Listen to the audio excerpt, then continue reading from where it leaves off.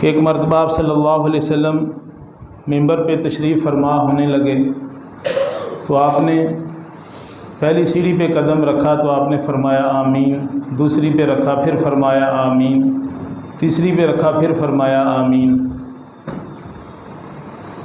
تو جناب نبی کریم صلی اللہ علیہ وسلم سے حضرات صحابہ کرام نے عرض کی، یا رسول اللہ صلی اللہ علیہ وسلم، آج ہم نے ایک عجیب چیز دیکھی ہے جو اس سے پہلے نہیں دیکھی۔ تو آپ نے فرمایا کہ میرے پاس جبرائیل علیہ السلام آئے تھے اور انہوں نے جب میں ممبر کی پہلی سیڑھی پہ قدم رکھنے لگا تو انہوں نے یہ جملہ کہا کہ تباہ و برباد ہو جائے وہ شخص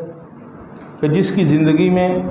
رمضان المبارک کا مہینہ آیا اور وہ اللہ تعالیٰ سے اپنی بخشش نہ کروا سکا۔ تو میں نے کہا آمین۔ پھر جب دوسری سیڑھی پہ قدم رکھا تو پھر انہوں نے کہا کہ تباہ و برباد ہو جائے وہ شخص کہ جس کے سامنے آپ صلی اللہ علیہ وسلم کا نام لیا جائے اور وہ آپ پہ درود نہ بھیجے۔ تو میں نے کہا آمین۔ پھر جب تیسری سیڑھی پہ قدم رکھنے لگا تو پھر انہوں نے کہا کہ تباہ و برباد ہو جائے وہ شخص کہ جس نے اپنی زندگی میں اپنے والدین کو دونوں کو یا ان میں سے ایک کو پایا اور ان کی خدمت کر کے جنت حاصل نہ کر سکا۔ تو میں نے کہا آمین۔ تو رمضان المبارک کے حوالے سے آپ صلی اللہ علیہ وسلم کا یہ